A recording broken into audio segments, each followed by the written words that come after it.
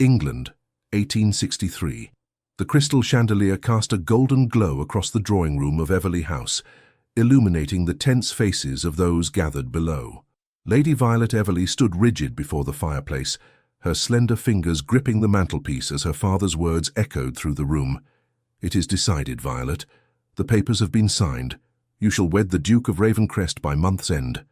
Violet turned slowly, her emerald eyes finding her father's weathered face. Lord William Everley, the Earl of Harrington, would not meet her gaze. His attention fixed instead on the amber liquid swirling in his glass. "Father, I implore you to reconsider," Violet said, her voice steady despite the trembling in her chest. "I have never even conversed with Lord Ashcombe beyond the most perfunctory of greetings." "Which is precisely why you shall have a proper introduction tomorrow," her mother interjected, sweeping into the room in a rustle of sapphire silk.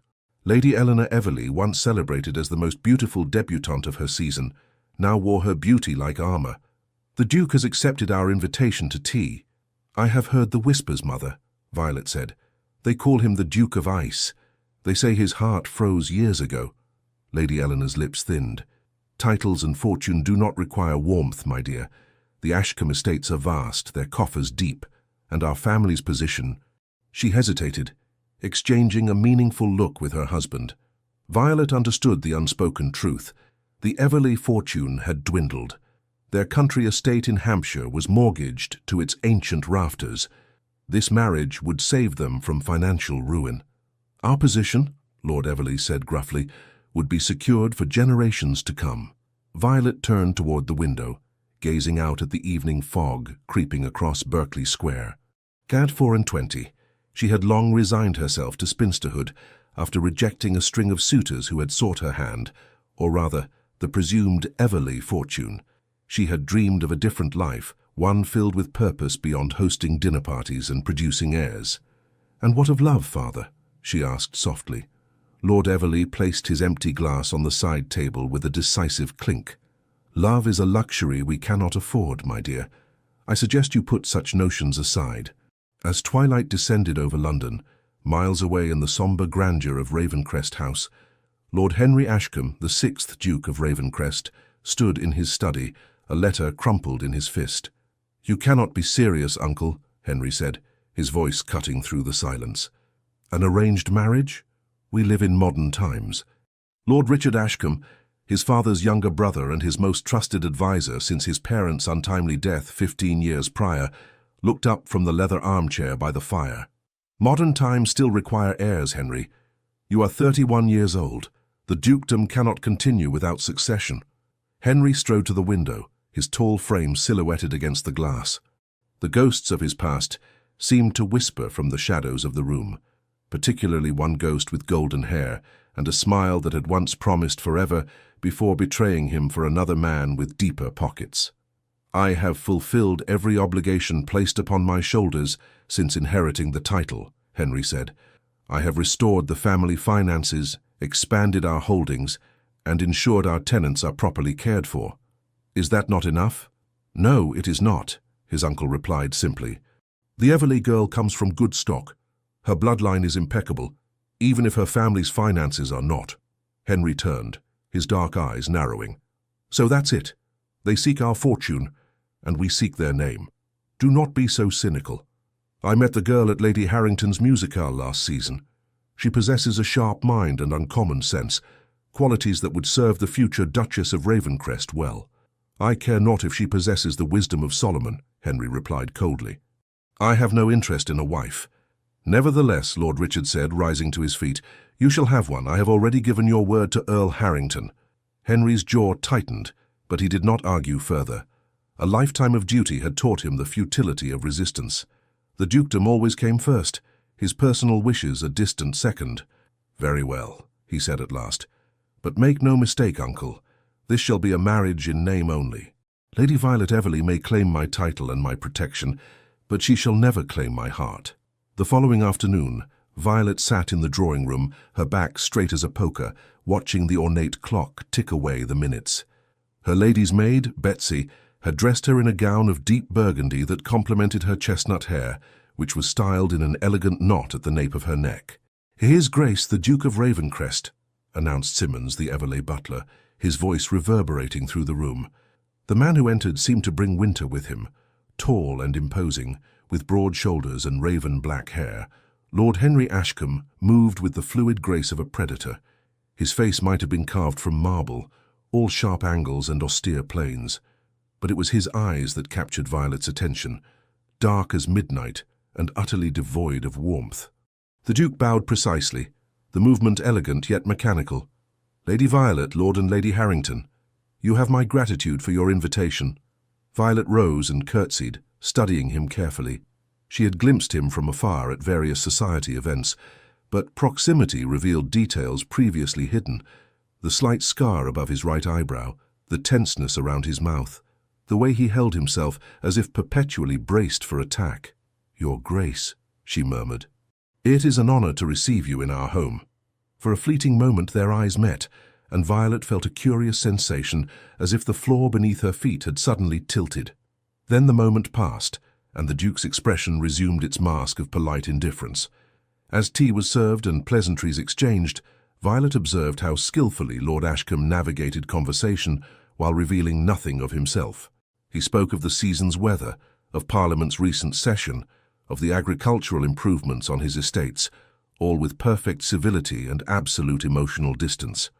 "Perhaps," Lady Eleanor suggested with transparent artifice, "Lady Violet might show you the conservatory, Your Grace. Her collection of exotic orchids is quite remarkable." Violet suppressed a sigh at her mother's transparent attempt at matchmaking, but rose obediently. "If it would interest Your Grace?" The Duke inclined his head. "I should be delighted." They walked in silence through the corridor, Violet acutely aware of the tall figure beside her.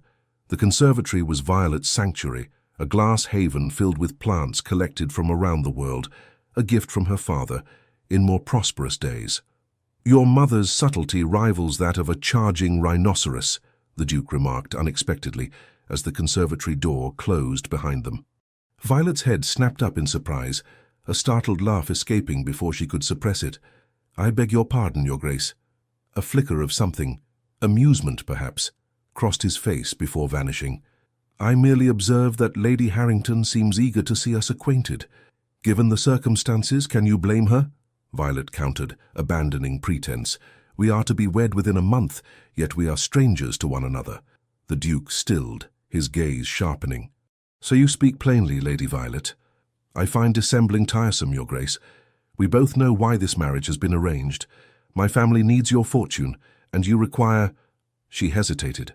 "An heir," he finished flatly. "The continuation of the Ashcombe line." Violet turned away, moving among her beloved plants, her fingers trailing over a delicate fern. A coldly practical arrangement. "Most marriages among our class are nothing more," he replied. "At least we harbor no illusions about love." The bitterness in his tone caught Violet's attention. She looked back at him, noting how the afternoon light through the glass ceiling cast shadows across his face, emphasizing its hardness. "You sound as if you speak from experience, Your Grace." Something dangerous flashed in his eyes. "My experiences are not for discussion, Lady Violet. However, I believe in honesty between marriage partners, limited though our interactions may be. I shall provide for you generously. You shall want for nothing material. In return, I expect loyalty, discretion, and eventually an heir. Beyond that, we need not intrude upon each other's lives." Violet felt a chill that had nothing to do with the conservatory's temperature. "You describe not a marriage, but a business transaction. Is it not?" He gestured between them. "Your family's ancient name for my gold sovereigns." Anger flared within Violet's chest. "And what of companionship? Mutual respect? Perhaps even affection in time?" "I have no need for such sentiments," he replied coldly. "Nor do I have the capacity for them." "Everyone has the capacity for feeling, Your Grace," Violet said quietly. "Even you." The Duke's expression hardened further. "You know nothing of me, Lady Violet." "I know you were once called Henry," she replied, surprising herself with her boldness. "Before titles and tragedy shaped you into this fortress of a man." His eyes widened fractionally, the first genuine reaction she had seen from him. For a breathless moment, Violet thought she had gone too far. Then, unexpectedly, he offered his arm. "Shall we return to your parents, Lady Violet? I believe we understand each other well enough for one afternoon." As they walked back in silence, Violet sensed the walls between them solidifying, yet something in his reaction gave her pause. The Duke of Ice had, for the briefest moment, shown a crack in his frozen facade, and Violet Everly had never been one to ignore a challenge. The wedding of the Duke of Ravencrest to Lady Violet Everly was the most anticipated event of the season. St. George's Church in Hanover Square overflowed with London's elite, all eager to witness the union of one of England's most powerful dukes to the daughter of the impoverished Earl of Harrington. Violet stood in the antechamber, her white satin gown catching the light from the stained-glass windows. Her cousin, Lady Caroline Beaumont, adjusted the lace veil over Violet's carefully arranged curls. "You look absolutely breathtaking," Caroline whispered, her blue eyes bright with unshed tears, "though I must confess I still cannot believe you are marrying the Duke of Ice." "Caroline!" Violet admonished, though there was no real reproach in her tone. Caroline had been her closest confidant since childhood, the sister she had never had. "Well, it's what everyone calls him," Caroline defended herself, adjusting a pearl pin in Violet's hair. "They say the last time he smiled was during the Great Exhibition of '51. Despite her nerves, Violet laughed. "Perhaps he simply requires a reason to smile." Caroline's expression grew serious. "Do you truly believe you can thaw his heart, Vi?" Violet looked down at her bouquet of white roses and lavender.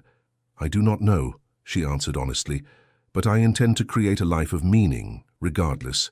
The Duke may not desire my companionship, but he shall have my respect, and I shall demand his in return." The organ music swelled, signaling it was time. Lord Everly appeared at the door, resplendent in his formal attire, though Violet noted the new lines of worry etched around his eyes. "You are a vision, my girl," he said gruffly, offering his arm. "The spitting image of your grandmother, the First Lady Harrington. She would be proud." Violet swallowed the lump in her throat. "Are you proud, father?" His expression softened. "More than you know. You are saving our family, Violet. I only wish the price was not so dear." "Perhaps it will not be as terrible as we fear," she said, though her heart fluttered like a caged bird. The church fell silent as Violet walked down the aisle on her father's arm. Through her veil, she could see the tall, rigid figure of her betrothed waiting at the altar, his expression inscrutable as ever. The ceremony passed in a blur of ancient vows and solemn promises. When the Duke slipped the gold band onto her finger, an Ashcombe family heirloom set with diamonds and sapphires, his touch was cool and impersonal. Not once during the service did he look directly into her eyes. "I now pronounce you man and wife," the bishop declared.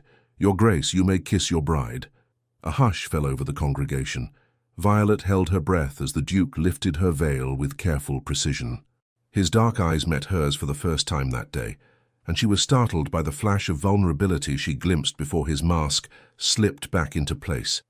His lips brushed against hers in the briefest of contacts, a kiss that fulfilled the letter of tradition while remaining utterly devoid of passion. The wedding breakfast at Ravencrest House was an elaborate affair, with hundreds of guests milling through the grand ballroom and adjoining gardens. Violet moved among them, accepting congratulations with a gracious smile that concealed her growing apprehension. Her husband remained distant throughout, performing his duties as host with perfect correctness and nothing more. Violet noticed how he skillfully avoided being alone with her, always ensuring at least one other person remained in conversation with them. As evening approached, guests began to depart. Violet retreated to the Duchess's chambers, her chambers now, where Betsy helped her change from her wedding gown into a nightdress of finest silk, covered by a matching robe. "Shall I wait to help you with your hair, Your Grace?" Betsy asked, still stumbling over the new title. "No, Betsy," Violet replied, her fingers nervously tracing the embroidered pattern on her sleeve. "You may retire. I shall manage." After Betsy departed, Violet paced the opulent room, taking in details she had missed earlier. The canopied bed with its blue silk hangings, the delicate Aubusson carpet, the silver-framed miniatures arranged on the mantelpiece. She picked up one such frame, studying the portrait of a handsome couple, the Duke's parents, she presumed. The woman had Henry's high cheekbones and proud bearing, while the man shared his strong jaw and penetrating gaze. "The fifth Duke and Duchess," came a deep voice from the doorway, "taken 2 years before their deaths." Violet started, nearly dropping the frame. She had not heard the door open. Her husband stood on the threshold, still in his wedding clothes, though he had removed his cravat and unfastened his collar. "They look very much in love," she observed, carefully replacing the portrait. "They were," he replied, entering the room and closing the door behind him. "Theirs was a love match, unusual for our station." "How did they die?" Violet asked softly, noting the shadow that crossed his face. "A carriage accident on the road to Scotland." His tone brooked no further questions. "I was 16. Violet's heart clenched. "I am sorry. It was long ago." He moved to the sideboard, pouring amber liquid from a crystal decanter into 2 glasses. He offered one to Violet. "Brandy. I thought you might need it."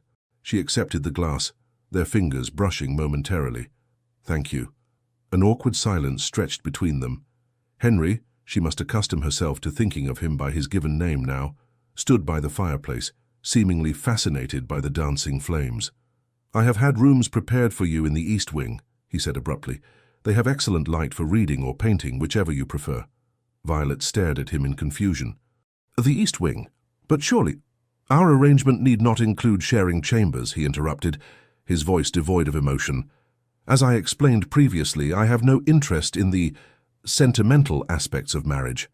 "But what of an heir?" Violet asked, heat rising to her cheeks at her own boldness. "You spoke of continuing the Ashcombe line." Something flashed in his eyes. Discomfort, perhaps. "That matter can be addressed clinically when the time comes. For now, I believe separate chambers will suit us best." Violet set down her untouched brandy with a decisive click. "I see. And have I no say in this arrangement, Your Grace?" He frowned. "You object." "I object to being dismissed like an unwanted parcel," she replied, her temper flaring. "I may have entered this marriage out of duty, but I did so expecting to be treated as a wife, not an inconvenience to be tucked away in the East Wing." "I am trying to be considerate," he said stiffly. "Most women of your station would be relieved." "I am not most women," Violet interrupted. "And if we are to build any sort of life together, however limited, we must establish mutual respect. That begins with consulting me about decisions that affect us both." Henry stared at her as if seeing her for the first time. The firelight cast half his face in shadow, the other half illuminated in gold. For a moment, Violet thought she glimpsed a crack in his icy composure. Surprise, perhaps even admiration. Then his expression closed again, though less severely than before. "Very well, Duchess. What do you propose?" The title, her new title, momentarily took Violet aback. She gathered her courage and spoke from her heart. "I propose we attempt to forge a partnership built on honesty, if nothing else. I do not expect love, Henry, but I would hope for friendship in time." "Friendship," he repeated, as if testing a foreign word on his tongue. "Yes, beginning with proper chambers for the Duchess adjoining your own, with a connecting door that either of us may choose to lock or unlock as we wish." Henry considered her words, swirling the brandy in his glass. "You are unlike any woman I have encountered, Violet Everly." "Ashcombe," she corrected gently. "I am Violet Ashcombe now." Something indefinable crossed his features. Possession, perhaps. "So you are." He drained his glass and set it aside. "Very well. I shall have your belongings moved to the Duchess's proper chambers tomorrow. Tonight you may remain here, and I—" He paused, seemingly at a loss. "Will sleep elsewhere," Violet finished for him, understanding that he needed time. "But tomorrow we begin as we mean to go on, as partners in this endeavor, whatever it may become." Henry nodded, a hint of respect in his eyes. He moved toward the door, then hesitated. "Good night, Duchess." "Good night, Henry," she replied softly. After he left, Violet gazed into the fire, turning her wedding ring around her finger. The Duke of Ice might believe himself incapable of feeling, but Violet had glimpsed something beneath the frost, embers that might yet be coaxed to flame. The following weeks brought a whirlwind of changes. Violet found herself mistress of a vast household that included not only the London mansion, but also Ashcroft Abbey, the Ashcombe ancestral seat in Derbyshire, and a hunting lodge in Scotland. Mrs. Graves, the Ravencrest housekeeper, a formidable woman who had served the family for 30 years, presented Violet with household ledgers, staff rotations, and menu plans, watching closely to see how the new Duchess would respond. "I understand you have managed these houses splendidly for many years, Mrs. Graves," Violet said, after reviewing the immaculate records. "I see no reason to disrupt systems that function so well. However, I would appreciate your guidance in learning the particular traditions of the Ashcombe family." The housekeeper's severe expression softened marginally. "Very good, Your Grace. The late Duchess was most particular about certain observances.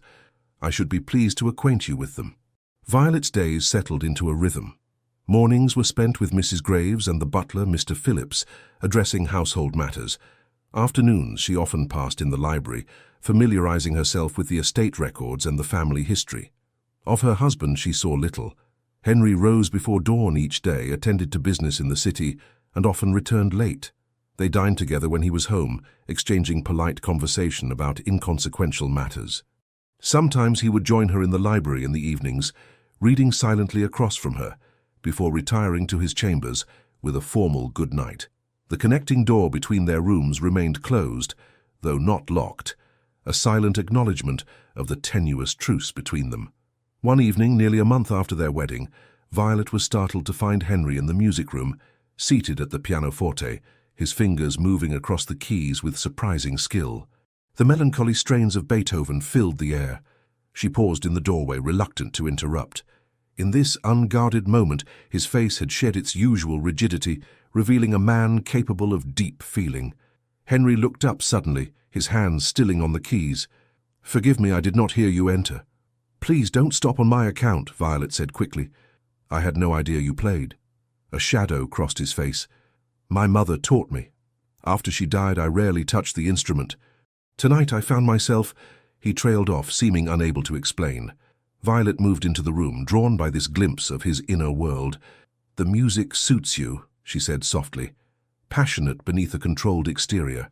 His eyes flashed to hers, startled by her perception. "You see too much, Duchess." "Perhaps you conceal too much, Duke," she countered gently. A silence stretched between them, charged with unspoken thoughts.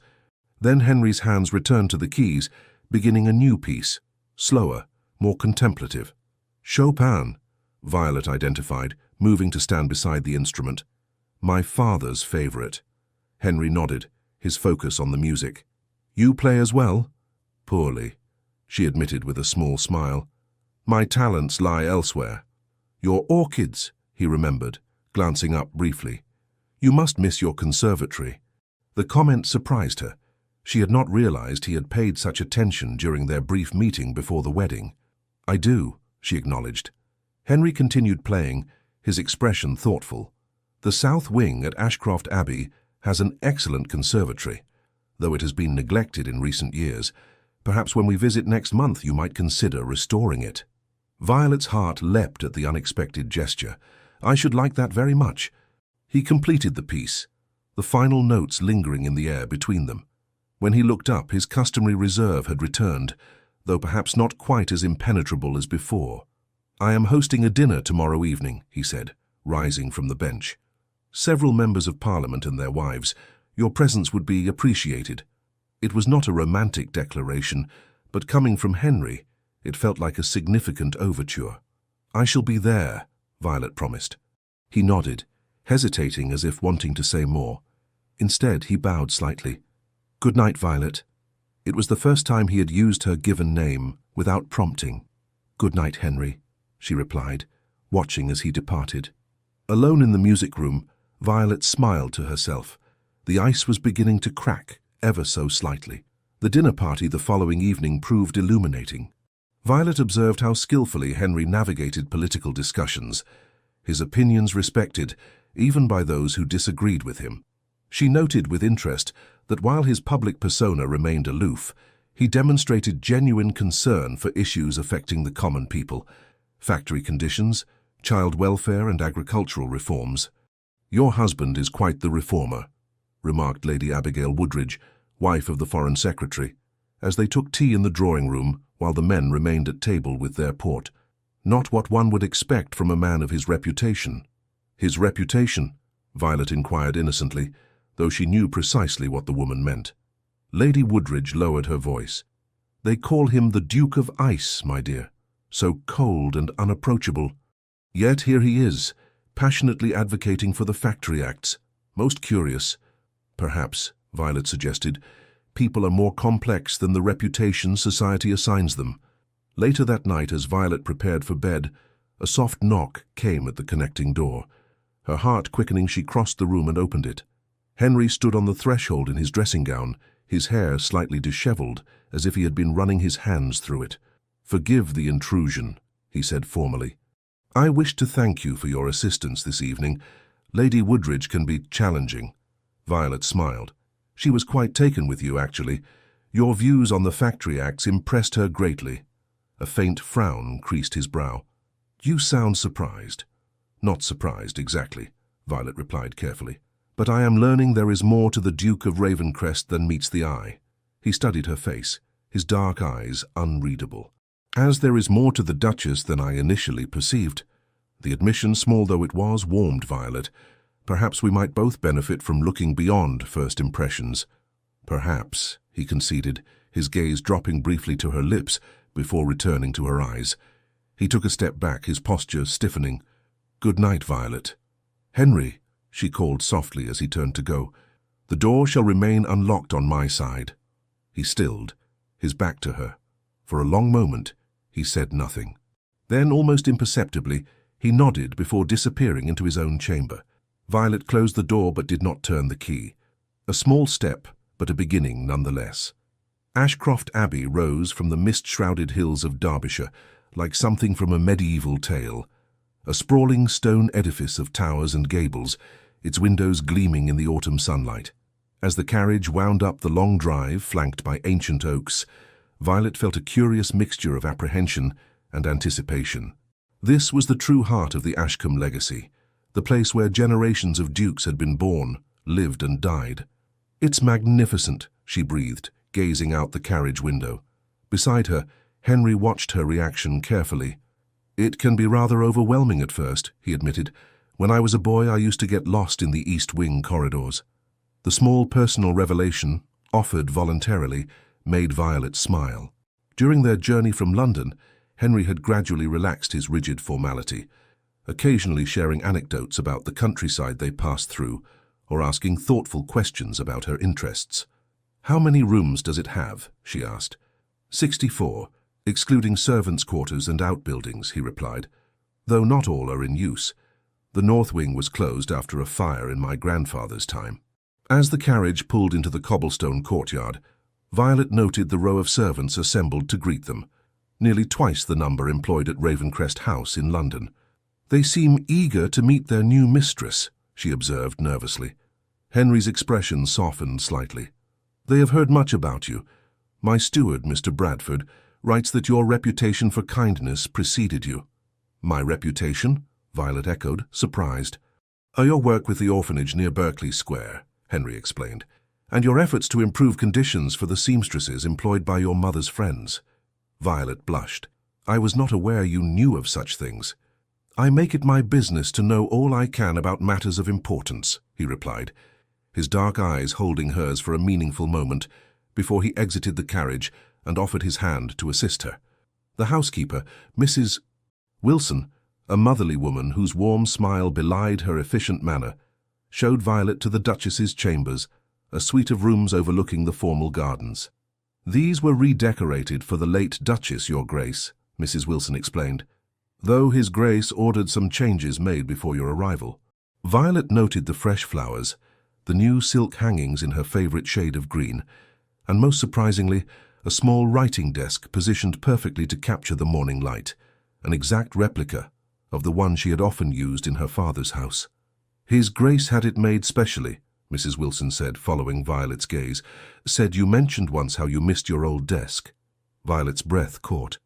She had indeed mentioned it in passing, during one of their quiet evenings in the library. A brief comment she had not expected him to remember, much less act upon. That evening, Henry personally escorted Violet on a tour of the Abbey, moving from the grand public rooms with their ancestral portraits and priceless artwork to the cozier family spaces rarely seen by visitors. "And this," he said, opening a set of ornate double doors, "is the library." Violet gasped. The room was spectacular, 2 stories tall with a gallery running around the upper level, every wall lined with books from floor to ceiling. A massive fireplace dominated one wall, while tall windows overlooked the western gardens. "It's the finest private library in Derbyshire," Henry said, a hint of pride in his voice. "Nearly 15,000 volumes, collected over 3 centuries. Violet moved along the shelves, trailing her fingers over leather-bound spines. "This is extraordinary, Henry. I thought you might appreciate it," he replied, watching her exploration with something akin to pleasure. "The botanical collection is particularly extensive, my great-grandfather's passion." He led her to a section where dozens of volumes on plants and horticulture stood in neat rows. Violet withdrew one, a magnificent illustrated compendium of exotic flora, and opened it reverently. "These illustrations are exquisite," she murmured. "Like you," Henry said softly, then looked startled at his own words. Violet glanced up, her cheeks warming at the unexpected compliment. For a breathless moment, something sparked between them, a connection that transcended their careful formality. Henry cleared his throat, breaking the spell. "There is one more place I wish to show you." He led her through a series of corridors to a glass-walled structure extending from the south wing. As promised, it was a conservatory, grander than the one at Everley House, though now sadly neglected. Dead leaves littered the stone floor, and empty planters stood in forlorn rows. "It requires considerable work," Henry acknowledged, "but the heating system remains functional and the glass was recently repaired. I thought perhaps—" He hesitated, uncharacteristically uncertain. "It's perfect," Violet said earnestly, already envisioning how it could be transformed. "Thank you, Henry." He nodded, pleased by her reaction. "I shall instruct Bradford to provide whatever you require for its restoration." As they walked back through the house, Violet noticed a corridor whose entrance was concealed by a heavy velvet curtain. "What lies beyond there?" she inquired. Henry's expression darkened immediately. "The north wing. It is not in use, as I mentioned. Because of the fire." "Among other reasons," he replied curtly. "Come, dinner will be served shortly." His sudden shift in demeanor puzzled Violet, but she did not press the matter. Henry had been making such progress in opening up to her, she would not risk setting them back by prying into matters he clearly wished to avoid. The next morning, Violet woke to find Henry had already departed for an early inspection of the tenant farms with Bradford. After breakfast, she set about familiarizing herself with the household, meeting with the cook to discuss menus, and reviewing the staffing arrangements with Mrs. Wilson. "There's a village girl asking to see you, Your Grace," Mrs. Wilson informed her as they concluded their meeting. "A Miss Lucy Caldwell says she's the daughter of the local schoolmaster." Curious, Violet received the young woman in the morning room. Lucy Caldwell proved to be a forthright girl of about 19, with intelligent eyes and a determined set to her chin. "Thank you for seeing me, Your Grace," she said, curtsying nervously. "I've come about the village school." "Please sit down," Violet invited. "How may I help?" Lucy explained that the school building was in desperate need of repairs before winter. "The roof leaks something terrible, and the cold wind cuts right through the walls. The little ones suffer so in winter, they can hardly hold their slates for shivering." "Surely the estate oversees such matters?" Violet asked, frowning. "It always did, Your Grace, in the old Duke's time," Lucy confirmed. "But since—" She hesitated, clearly uncomfortable. "Please speak freely," Violet encouraged. "Since His Grace returned from London 5 years ago, he's kept to himself, mostly. Mr. Bradford handles estate matters, and while he's fair with rents and such, improvements to the village have fallen by the wayside." Violet found this curious, given Henry's evident concern for social reforms in Parliament. 5 years ago, you say? What happened then?" Lucy's eyes widened. "Oh, I couldn't say, Your Grace. It's not my place to gossip about His Grace's affairs." But her reaction confirmed Violet's growing suspicion that something significant had occurred around that time, something that had perhaps contributed to Henry's withdrawn nature. "I understand," Violet assured her. "Regarding the school, I shall speak with the Duke. I'm certain he would wish to know of this situation." Lucy beamed. "Thank you, Your Grace. Father said you'd be different, that you might actually listen." "Different from whom?" Violet asked carefully. Lucy hesitated before answering. "There was talk some years back of His Grace possibly marrying another lady. She visited the Abbey once, treated us villagers like we were invisible." She blushed. "Forgive me, I've spoken out of turn." "Not at all," Violet assured her, intrigued by this new information. "I appreciate your candor, Miss Caldwell." After Lucy departed, Violet found herself drawn to the conservatory. As she surveyed the space, planning its revival, the gardener, an elderly man named Wilkins, appeared with several catalogues of seeds and bulbs. "His Grace instructed me to assist you, Your Grace," he explained, his weathered face creasing into a smile. "Said the conservatory was to be your domain entirely." As they discussed possibilities for the space, Wilkins gradually revealed himself to be a treasure trove of information about the Ashcombe family. He had served at the Abbey for over 40 years, having started as a boy under the 5th Duke. "The late Duke and Duchess, they were fine people," he reminisced, "always kind, even to the lowest stable boy. Their deaths hit young Master Henry hard. Changed him, it did." "How so?" Violet asked, keeping her tone casual as she examined a catalogue of exotic ferns. "He was a bright lad, always laughing, always asking questions about the plants.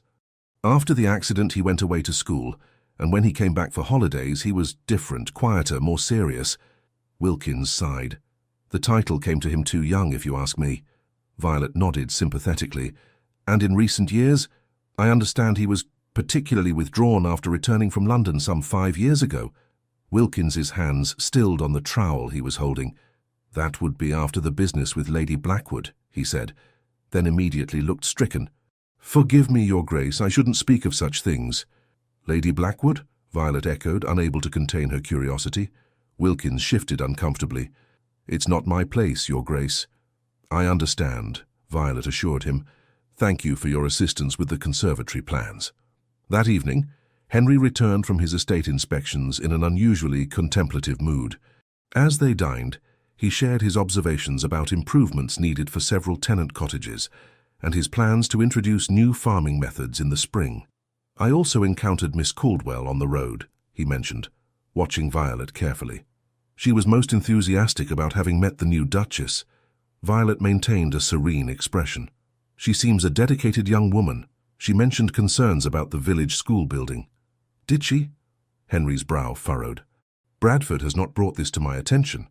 "Perhaps he thought it a minor matter," Violet suggested, "though from Miss Caldwell's description, the conditions sound rather dire, especially with winter approaching." Henry nodded thoughtfully. "I shall investigate personally tomorrow." He hesitated before adding, "Would you care to accompany me to the village? It would give you an opportunity to become acquainted with the community." Violet brightened at the invitation. "I should like that very much." As servants cleared the dishes, Henry surprised her further by suggesting, "Perhaps we might retire to the library. There is a first edition of Linnaeus I thought might interest you." In the library, they settled into comfortable chairs before the fire, the promised volume open between them. As Violet admired the exquisite botanical illustrations, she gathered her courage to broach the subject that had occupied her thoughts all day. "Henry," she began carefully, "may I ask you something rather personal?" He stiffened slightly but nodded. "You may ask. I cannot promise to answer. Who is Lady Blackwood?" The effect was immediate. Henry's face drained of colour, and his hand, which had been reaching to turn a page, froze in mid-air. When he spoke, his voice was dangerously quiet. "Where did you hear that name?" "It was mentioned in passing," Violet replied, unwilling to implicate Wilkins. "I gathered she was someone of significance to you." Henry rose abruptly, moving to stand before the fireplace, his back to her. The line of his shoulders was rigid with tension. "She is no one of consequence," he said finally. "A mistake from my past, best forgotten." "She hurt you," Violet observed softly, not a question but a statement. Henry turned, his eyes flashing with a pain so raw it took Violet's breath away. "You wish to know? Very well. Lady Sophia Blackwood was the woman to whom I was once engaged. The woman I believed loved me until I discovered she merely loved the prospect of becoming a duchess." "What happened?" Violet asked gently. "I found her in the arms of the Marquis of Westmoreland, a man whose fortune far exceeded my own at that time." His laugh was bitter. She explained quite pragmatically that while a dukedom was prestigious, Westmoreland could offer her the lavish lifestyle she desired. She had not realized the Ravencrest finances were compromised when our engagement was announced. Violet winced at the betrayal. When was this? 5 years ago. I had spent the preceding years rebuilding the family fortune after my uncle's mismanagement during my minority. By the time I met Sophia, our finances were recovering, but not yet restored to their former glory. His mouth twisted. She abandoned a dukedom for ready money. Quite the mercenary. Where is she now? Violet asked. In Italy, I believe. Westmoreland married the daughter of a wealthy industrialist instead. Sophia found herself neither a marchioness nor financially secure. He shook his head. But enough of this unpleasantness. It is in the past. Violet stood, moving to his side. Is it? Or does her ghost still haunt these halls? And your heart? Henry looked down at her, his expression guarded. What would you have me say, Violet? That I was a fool? I freely admit it. That I allowed one woman's betrayal to harden me against all sentiment? Perhaps I did. And now, Violet asked, her heart pounding, do you still believe all women to be as calculating as Lady Blackwood? No, he admitted after a long pause. Not all women. Their eyes met, and Violet saw something shift in his gaze, a softening, a warmth that had not been there before. Instinctively, she reached out, placing her hand lightly on his arm. I am not Sophia Blackwood, she said quietly. I did not marry you for your fortune or your title. You married me to save your family, he reminded her, though without rancor. Yes, she acknowledged. But I remain with you by choice, Henry, and I would know the man behind the title, the man who cares about factory children and village schools, who remembers small details about writing desks and botanical interests, who plays Chopin in the darkness. That man intrigues me far more than any fortune could. Henry's breath caught. Slowly, hesitantly, he raised his hand to touch her cheek. Violet, he murmured, her name a question and a prayer. The library door burst open, shattering the moment. Your Grace, exclaimed Mr. Bradford, breathless and dishevelled. Forgive the intrusion, but there's a fire in the north wing. Henry sprang into action immediately, all vulnerability vanishing beneath the mask of ducal authority. Alert the staff. Form a bucket brigade from the well. Violet, remain here where it's safe. I will do no such thing, she countered, already moving toward the door. I can help. Henry looked as if he might argue, then nodded sharply. Stay with Mrs. Wilson. Help evacuate the staff if necessary. The next hours passed in a blur of activity. The fire, fortunately, was contained to a single unused chamber in the north wing, quickly brought under control by the efficient response of the household staff and stable hands. As dawn broke, Henry found Violet in the great hall, distributing tea and blankets to the exhausted servants who had fought the blaze. Her face was smudged with soot, her hair falling from its pins, but her calm efficiency had not wavered throughout the crisis. You should rest, he told her, his own face streaked with smoke and sweat. You've done more than enough. As have you, she replied, noting the way he favored his right arm. You're hurt. A minor burn, he dismissed. Bradford has already seen to it. Let me see, Violet insisted, gently taking his arm and examining the bandage visible beneath his torn sleeve. You should not have entered the chamber yourself.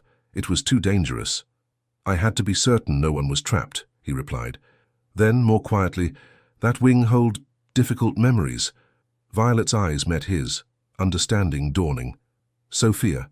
He nodded grimly. The north suite was prepared for her before our engagement ended. I ordered it sealed afterward. No one has entered it since until tonight. Do they know what caused the fire? Violet asked. Henry's expression darkened. Bradford believes it was deliberately set. A lamp broken on the floor. Oil spread strategically. Who would do such a thing? Violet gasped. I intend to find out, Henry replied, his voice hard. But first, you need rest. I shall have a bath prepared for you. As they climbed the grand staircase together, Henry suddenly stopped, turning to face her. You were magnificent tonight, he said softly. Most women of your station would have swooned at the first sign of danger. Violet smiled tiredly. I am not most women, remember? No, he agreed, his eyes warming as they had in the library before the interruption. You are extraordinary, Violet Ashcombe.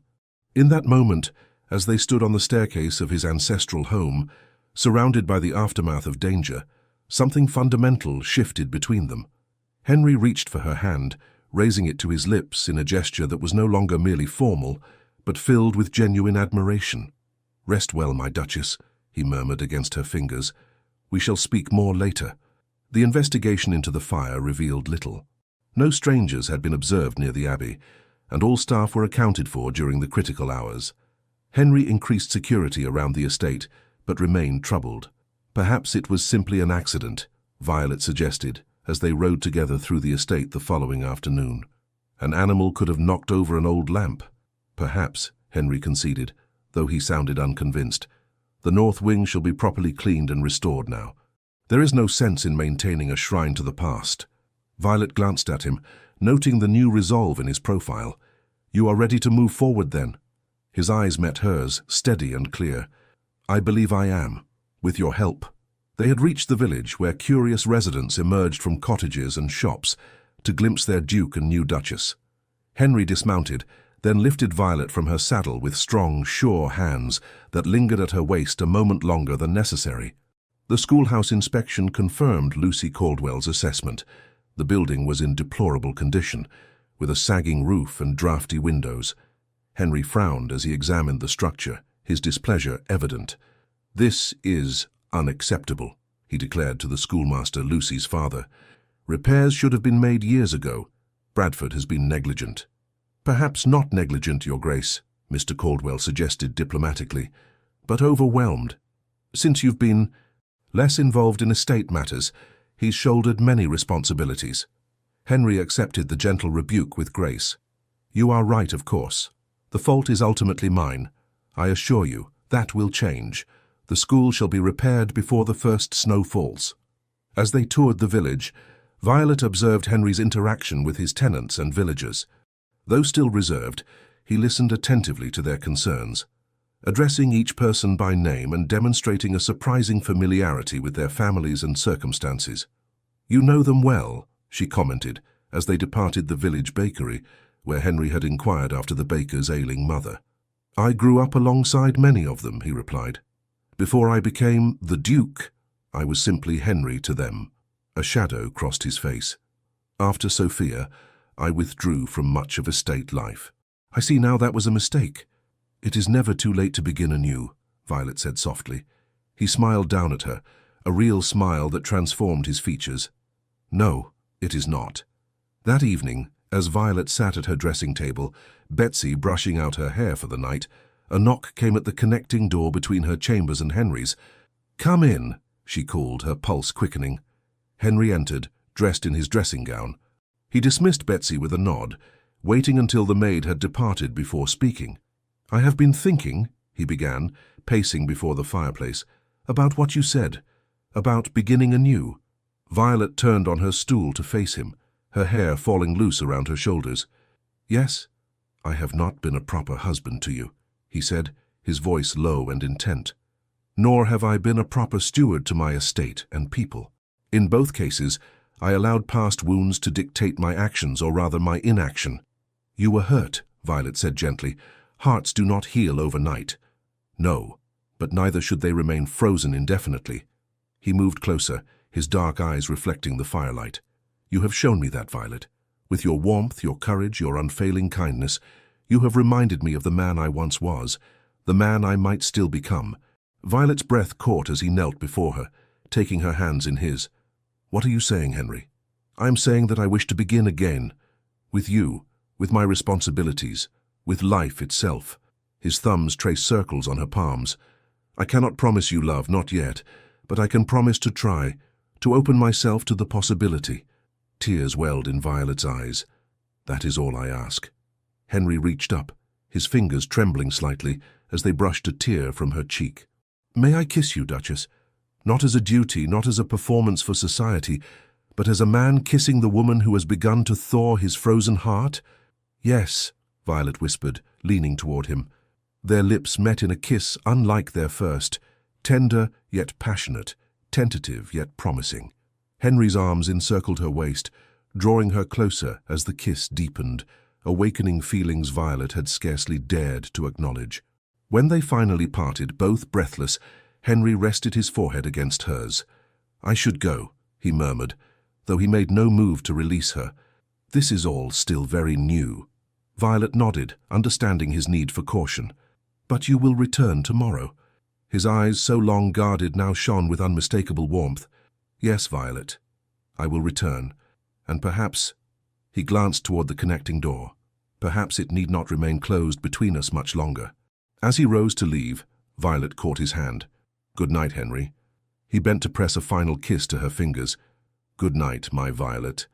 Sleep well." As the door closed behind him, Violet touched her lips, still tingling from his kiss. The Duke of Ice was melting at last, revealing the man of passion and principle beneath, and Violet found herself falling deeper under his spell with each passing day. The late autumn rains came to Derbyshire, transforming the landscape into a tapestry of golds and russets beneath pewter skies. Within Ashcroft Abbey, however, a different transformation was underway, one marked by quiet conversations before the library fire, shared smiles across the dinner table, and increasingly frequent moments when the Duke and Duchess could be found together, engrossed in each other's company. The conservatory project had become their joint passion.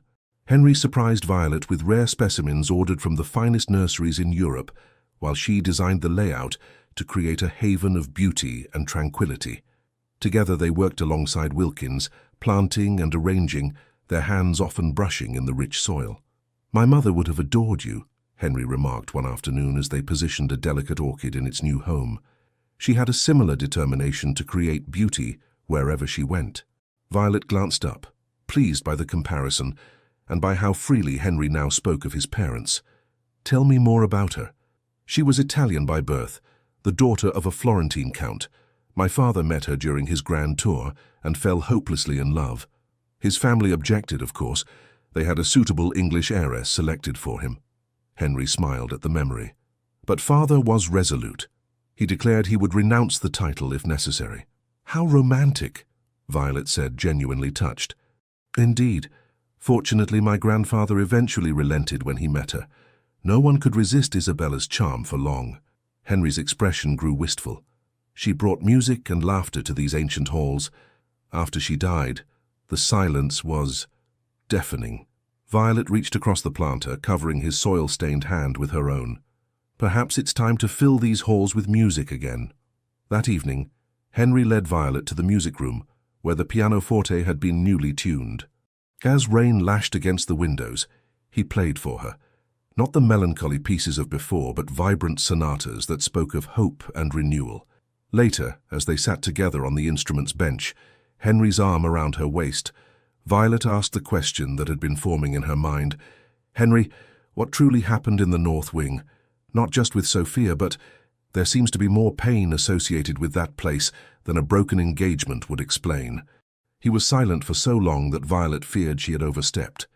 Then slowly he began to speak. "The night my parents died, they had quarreled. It was unusual for them. They were devoted to each other.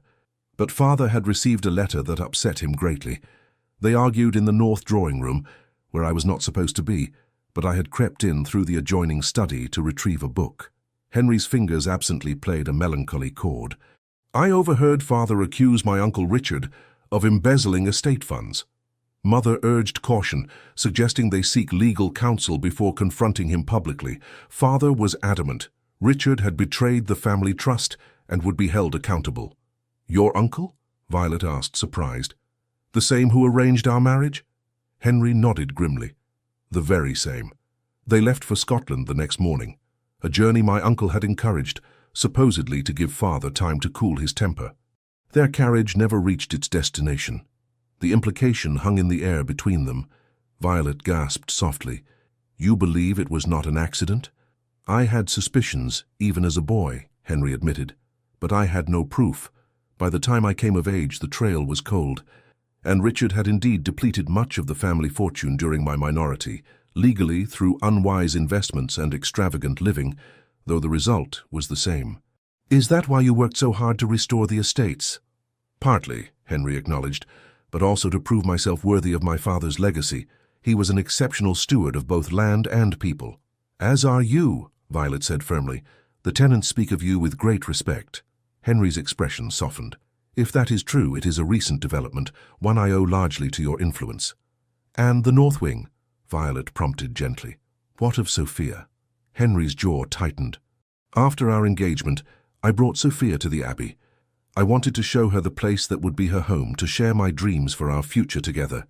I had the north wing renovated for her specifically. She had expressed a preference for those rooms because of their views. He rose from the bench, moving to stare out at the rain-lashed darkness. The night before she was to leave, I was restless. I went to the library, thinking to read until I grew tired. Instead, I overheard voices from the adjoining parlor, Sophia and my Uncle Richard. Violet felt a chill of foreboding. What were they saying? Richard was advising her to break the engagement, Henry said, his voice flat. He told her my finances were still precarious, that I had borrowed heavily to create the illusion of prosperity. He suggested Westmoreland as a more suitable match, a man whose fortune was secure. That's despicable, Violet exclaimed. Did you confront them? Not immediately. I wanted to hear Sophia's response. His laugh was hollow. She was concerned only about whether the diamond necklace I had given her would need to be returned. Richard assured her it could be considered a gift, separate from the engagement. Violet rose, going to his side. Oh, Henry. The next day, I found them together in the north drawing room, the very place where I had overheard my parents' last argument. Sophia was in Westmoreland's arms. When confronted, she was unapologetic, said she could not tie herself to a man whose fortunes might collapse at any moment. And your uncle's role? He claimed he was merely looking out for Sophia's interests and mine. Suggested I was too young to make such a commitment. Henry's expression hardened.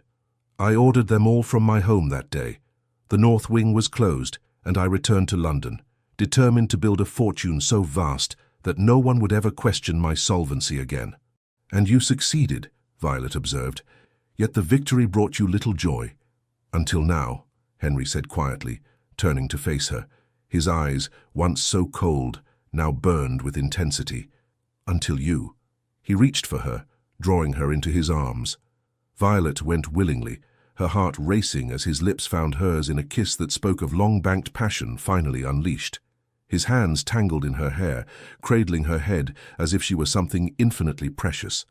When they finally parted, both breathless, Henry rested his forehead against hers. I have been a fool, Violet, allowing the past to poison my present, seeing betrayal where there was only loyalty, rejecting connection when it was the very thing I needed most. Not a fool, she corrected gently, merely a man who was deeply wounded. A wound you have begun to heal, he murmured, his fingers tracing the curve of her cheek. I never thought to feel this way again, to trust, to hope, to... He hesitated, as if the word still frightened him. To love? Violet supplied, her voice barely above a whisper. Yes, Henry admitted, vulnerability and wonder mingling in his gaze. I believe I am falling in love with you, Violet Ashcombe. Against all my careful plans and protective walls, you have claimed my heart. Joy bloomed within Violet's chest, bright and overwhelming. And you have claimed mine, Henry. I think perhaps you had it from the moment you spoke honestly in my conservatory, all those months ago. Their second kiss was deeper, a sealing of unspoken promises. When Henry finally drew back, his eyes were dark with desire and newfound tenderness. Come, he said, taking her hand. There is something I wish to show you. He led her through the Abbey's corridors to the north wing. The fire damage had been repaired, the rooms cleaned and aired, though they remained sparsely furnished. I've been coming here each day, Henry explained, guiding her into what had once been the north drawing room. Confronting the ghosts, you might say. The room was transformed from the last time Violet had glimpsed it during the fire. Fresh paint brightened the walls, new curtains hung at the windows, and a single portrait dominated the space above the mantelpiece. Henry's parents, their faces alight with joy and mutual adoration. It was in storage, Henry explained, following her gaze to the painting. I could never bear to display it after they died. It reminded me too much of what I had lost. And now? Violet asked. Now it reminds me of what is possible, he replied, drawing her close. The love they shared, real, enduring love. It wasn't a fairy tale. It existed. It can exist again. Violet's heart soared at his words. Yes, it can. I want to fill these rooms with new memories, Henry continued. Happy ones. I thought perhaps a nursery someday. The implication made Violet blush even as her pulse quickened. I would like that very much. Henry's expression grew serious. There is one more matter we must address. My Uncle Richard. Violet tensed. You believe he was involved in your parents' deaths? I cannot prove it, Henry said grimly, but I have my suspicions. And now, with the fire in this very wing, he shook his head. It may be mere coincidence. Or it may not, Violet finished. When did you last see him? At our wedding. He seemed displeased by my choice of bride. I assumed it was mere snobbery. The Everleigh fortune is diminished, after all. His eyes narrowed. But perhaps it was something else. Perhaps he feared you would influence me in ways he did not anticipate. Such as reopening this wing? Becoming more involved in the estate? Violet suggested.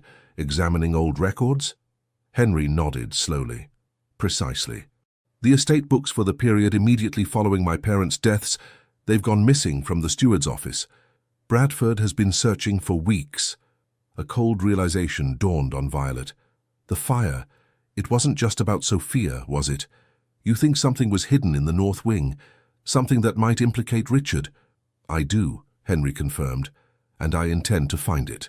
The next morning brought unexpected visitors to Ashcroft Abbey. As Violet descended the grand staircase, she heard raised voices from the entrance hall. I assure you, Lord Richard, His Grace is not receiving visitors today, insisted Phillips, the butler, his usual composure strained. Nonsense. I am his uncle and trustee. I need no invitation, retorted a sharp voice that Violet recognized from their wedding, Lord Richard Ashcombe. And I am his wife, Violet announced, sweeping into the hall with all the dignity of her position. Good morning, Lord Richard. This is an unexpected pleasure. Richard Ashcombe, a leaner, greyer version of his late brother, regarded Violet with barely concealed disdain. Beside him stood a striking woman of perhaps 40, her blonde hair artfully arranged beneath an expensive bonnet. Duchess, Richard acknowledged stiffly. May I present Lady Sophia Blackwood, recently returned from the continent. Violet felt as if the floor had dropped from beneath her feet. This was Henry's former fiancée, the woman who had broken his heart and helped drive him into isolation. Yet she maintained her composure, inclining her head with cool politeness. Lady Blackwood, how unexpected. I was given to understand you resided in Italy. Until recently, Sophia replied, her voice musical yet somehow false.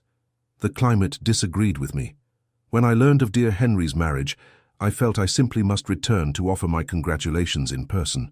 How thoughtful, Violet replied, noting the calculating gleam in the woman's eyes. His Grace is inspecting the tenant farms this morning, but should return for luncheon. Perhaps you would care to wait in the drawing room. As Phillips escorted the visitors away, Violet immediately dispatched a stable boy to find Henry. Whatever game Richard and Sophia were playing, she would not face them alone. Henry returned within the hour, his expression thunderous as he strode into the library where Violet waited. Is it true? He demanded without preamble. Sophia is here? With my uncle? Violet rose, going to him. Yes. They arrived unannounced about an hour ago. Henry, I believe they mean mischief. His jaw tightened as he took her hands. Of course they do. Richard has always resented my independence. And Sophia, he shook his head in disgust. Westmoreland married another, as I told you. She must be desperate to have returned to England and to have aligned herself with Richard. What shall we do? Violet asked. Henry's eyes met hers, resolute and clear. We shall meet them together as Duke and Duchess. Whatever scheme they have concocted, they shall find us united against it. In the drawing room, Richard and Sophia rose as Henry and Violet entered, arm in arm. Violet noted how Sophia's eyes widened slightly at the evident closeness between husband and wife. Nephew, Richard began, his tone falsely hearty. You're looking well. Marriage clearly agrees with you. Uncle, Henry acknowledged coolly. Lady Blackwood, this is an unexpected visit. Sophia moved forward, offering her hand with practiced grace. Henry, darling, how wonderful to see you again, and in your ancestral home, just as we once planned. Henry ignored her outstretched hand. What brings you to Derbyshire, Sophia? I doubt it was concern for my marital happiness. A flash of anger crossed her perfect features before she composed herself. So direct as always. Very well. I've come because I've had time to reflect on my hasty decision. I realize now I made a terrible mistake. Several, I should think, Henry replied dryly. I was young and foolish, Sophia continued. her voice taking on a pleading quality. I allowed myself to be influenced by others. Her gaze slid meaningfully toward Richard, who stiffened. I have regretted it ever since. Violet watched the performance with growing indignation. The woman's insincerity was as transparent as glass. "What exactly do you want, Lady Blackwood?" she asked directly. Sophia's mask slipped momentarily, revealing irritation at the interruption. "I merely wish to make amends, to explain myself to Henry. To both of you, of course." "An explanation 5 years delayed," Henry observed, "coincidentally arriving just as my wife and I begin examining the estate records from the period following my parents' deaths." Richard stepped forward, his face flushing. "What are you implying, Henry? Surely you're not still harboring childish suspicions about your parents' accident?" "I imply nothing, Uncle. I merely find the timing curious." Henry's gaze hardened. "As I find it curious that the North Wing suffered a fire shortly after I mentioned to Bradford my intention to thoroughly review all estate documentation from my minority." A tense silence fell. Sophia glanced uncertainly between Richard and Henry, clearly not having anticipated this turn in the conversation. "I think," Violet said into the silence, "that Lady Blackwood's presence here is a distraction. The real question is what you fear we might discover, Lord Richard." Richard's face contorted with anger. "How dare you? I have served this family faithfully for decades. I guided this estate through difficult times while this ungrateful boy was still learning his letters."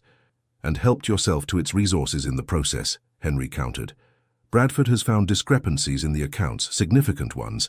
Funds diverted to mysterious investments that yielded nothing for the estate, but somehow enriched you personally." "Lies and slander," Richard sputtered. "Then you will not object to a full audit," Violet suggested calmly, "by independent solicitors from London." Richard paled visibly. "This is outrageous. I will not be questioned like a common thief in a house where I was once master." "Acting master," Henry corrected coldly, "and that time has long passed. As for you, Lady Blackwood, whatever Richard promised you in exchange for this pathetic attempt to disrupt my marriage, I suggest you reconsider your position. The Duchess and I are not so easily manipulated." Sophia's beautiful face hardened into ugly lines. "You always were too clever for your own good, Henry. Richard said you'd be blinded by a pretty face and a convenient title, but I knew better." She turned to Violet with undisguised contempt. "Enjoy your victory, Duchess. But remember, you were not his first choice." "No," Violet agreed serenely. "I was his best choice, something you could never have been." Henry moved to stand beside his wife, his hand finding hers in a gesture of united strength. "You have outstayed your welcome, both of you. Phillips will show you out." As Richard and Sophia departed, their scheme in tatters, Henry turned to Violet, his expression softening from granite to warmth. "You were magnificent," he said, drawing her into his arms. "My brave, brilliant Duchess." "We were magnificent together," she corrected, resting her head against his chest. "Do you think they will trouble us again?" "Richard may try," Henry acknowledged, "but he has lost his power over me, over us. Whatever evidence he sought to destroy in the fire, I will find it, and if it proves his involvement in my parents' deaths, he will face justice at last." That evening, as twilight cloaked the abbey in shadow, Violet stood before the window in her chamber, gazing out at the mist-shrouded grounds. The day's confrontation had left her drained yet strangely exhilarated. They had faced Henry's past together and emerged stronger. A soft knock at the connecting door heralded Henry's arrival. He entered, still in his evening attire, though he had discarded his jacket and cravat. "Are you well?" he asked, coming to stand behind her at the window. "Today was challenging." Violet leaned back against him, sighing as his arms encircled her waist. "I am well. Better than well, in truth." "Oh?" He pressed a kiss to her temple. "How so?" She turned in his embrace to face him. "Because today I saw the last of your walls crumble, Henry. You stood against your past, against those who sought to manipulate you, and you did so as the man you truly are, not the Duke of Ice, but Henry Ashcombe, a man of honor, courage, and deep feeling." Henry gazed down at her, his dark eyes luminous in the fading light. "If I am that man, it is because you helped me find him again, Violet. You saw beyond my defenses from the very beginning." "I saw a man worth knowing," she replied simply. "Worth loving." His breath caught at her words. "I do not deserve you," he murmured, his fingers tracing the delicate curve of her cheek. "But I am profoundly grateful for you, nonetheless." "You deserve happiness, Henry," Violet insisted. "We both do." He smiled, a true smile that transformed his features, erasing the last vestiges of the cold mask he had worn for so long. "And are you happy, my Duchess?" "Almost completely," she answered, her eyes meeting his with unmistakable meaning. Henry's gaze darkened with desire. "Almost?" Violet's heart raced as she gathered her courage. "There remains one aspect of our marriage we have yet to fully explore," she whispered, her cheeks warming. Understanding dawned in Henry's eyes, followed by a tenderness that took her breath away. "Violet," he said, his voice low and reverent, "I would never press you—" "You are not pressing," she interrupted gently. "I am offering. I want to be your wife in every sense, Henry. I want us to truly begin our life together, not as strangers bound by duty, but as lovers bound by choice." Henry's control visibly wavered. "Are you certain?" In answer, Violet rose on tiptoes, pressing her lips to his in a kiss that conveyed everything words could not. With a groan, Henry gathered her closer, deepening the kiss as 5 months of restrained passion finally found release. Later, as moonlight spilled across the bedchamber, Henry traced idle patterns on Violet's bare shoulder, his expression one of wonderment. "I never imagined it could be like this," he confessed, "so perfect, so complete." Violet smiled against his chest, listening to the steady beat of his heart. "Nor did I. I thought myself incapable of love," Henry continued, his voice thoughtful in the darkness. "After Sophia's betrayal, I convinced myself it was a weakness I could not afford. But loving you—" He tilted her face up to his. "Loving you has made me stronger, not weaker. Braver, not more vulnerable. That is the paradox of true love," Violet replied softly. "It asks for surrender, yet grants us strength." Henry gathered her closer, pressing a kiss to her forehead. "I love you, Violet Ashcombe, with all that I am and all that I shall become. And I love you, Henry," she whispered back, "my Duke of Ice no longer." Dawn found them still entwined, reluctant to part even for sleep. As the first pale light filtered through the curtains, Henry propped himself on one elbow, gazing down at Violet with tenderness. "I have been thinking," he began, brushing a stray curl from her face, "about our future." "What of it?" she asked, reveling in the simple joy of waking beside him. "I want to restore the North Wing completely," he said.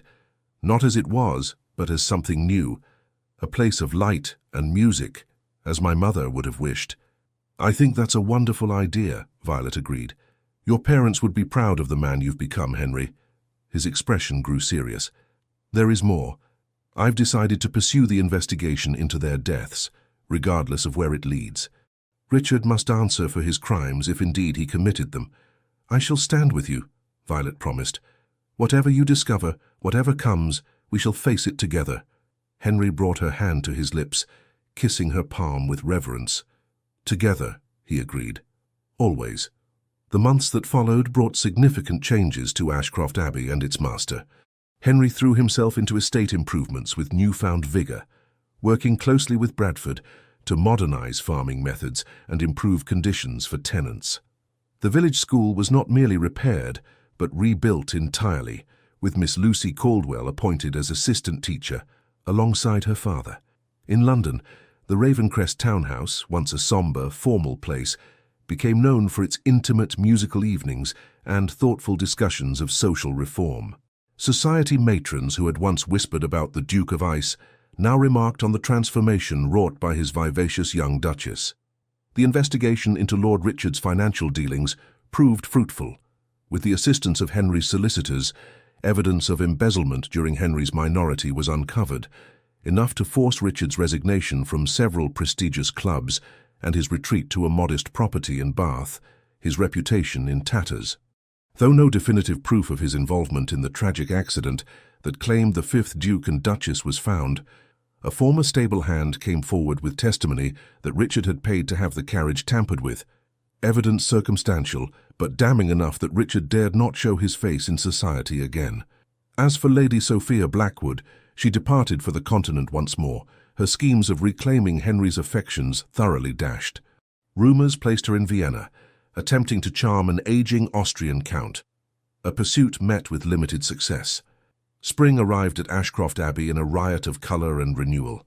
The restored conservatory bloomed with exotic specimens from around the world, becoming Violet's pride and joy. The north wing, completely renovated, now housed a magnificent music room where Henry played nightly, his skill increasing with practice. On a perfect May morning, Henry found Violet in the conservatory, tending to a particularly delicate orchid. She looked up as he entered, her face glowing with happiness that still took his breath away. "Good morning, husband," she greeted him, setting aside her gardening tools. "You're up early." "I could not sleep," he admitted, drawing her into his arms. Too many thoughts running through my mind. Concern flickered across her features. Troubling thoughts. Quite the opposite. He smiled, brushing a kiss against her temple. "I was thinking of the future, our future." Violet's expression softened. As was I. Henry raised an eyebrow. "Oh? And what were your thoughts, my love?" A mysterious smile curved her lips as she took his hand, guiding it to rest against her still flat abdomen. "I was thinking that Ashcroft Abbey might echo with the patter of small feet by Christmas." For a moment, Henry stood frozen, disbelief and joy warring on his face. "Violet," he whispered, his voice thick with emotion. "Are you certain?" She nodded, tears of happiness shimmering in her eyes. "Dr. Bennett confirmed it yesterday. We are to have a child, Henry." With a laugh of pure delight, Henry lifted her into his arms, spinning her in a circle that sent sunlight dancing through her chestnut curls. "A child," he repeated in wonder. "Our child." As he set her gently on her feet, his expression grew tender, almost reverent. "You have given me everything, Violet. A reason to open my heart again, a home filled with warmth instead of shadows, and now, a family of our own. We have given these things to each other," she corrected gently, cupping his face between her palms. "That is the beauty of what we've found, Henry. Neither of us is complete without the other." He covered her hands with his own, turning to press a kiss to each palm. "When I think of how close I came to refusing this marriage," he marveled. "How determined I was to remain alone, frozen in my bitterness. And I," Violet admitted, "how frightened I was to marry a man they called the Duke of Ice. How certain I was that our union would be nothing but cold duty." Henry smiled, drawing her close once more. "How wrong we both were." "Gloriously wrong," she agreed, rising on tiptoes to meet his kiss. As sunshine streamed through the glass walls of the conservatory, illuminating the couple in its golden embrace, the last whispers of old ghosts faded from Ashcroft Abbey. In their place bloomed new life, new hope, and a love that had defied all expectations, transforming a marriage of convenience into a union of souls. The Duke of Ice had found his heart at last, melted by the unwavering warmth of the woman who had dared to see beyond his frozen facade. And Lady Violet Everleigh, who had entered his household as a duty, remained as his greatest joy, proving that sometimes the most beautiful love stories begin in the most unlikely circumstances. Outside the conservatory windows, spring unfurled across the Derbyshire hills, mirroring the renewal within. And within the ancient walls of Ashcroft Abbey, the future beckoned, bright with promise, rich with possibility, and warmed by the enduring flame of a love that had transformed them both. The end. Dear listener, sometimes life doesn't unfold the way we once dreamed. We face disappointments, we carry heartaches, and we live through seasons of silence. But just like the Duke and Violet, we learn that it is never too late. Not too late to begin again, not too late to be seen for who we truly are, not too late to be loved, not with pity, but with depth, respect, and kindness. You have walked long roads. You have endured more than most will ever know. And tonight, you deserve rest. Not just sleep, but the kind of rest that reaches the soul and whispers, "You are safe now, you are held, you have done enough." May this night wrap around you like a warm blanket. May your heart beat in peace. And may you wake tomorrow knowing that your story still matters, because you still matter.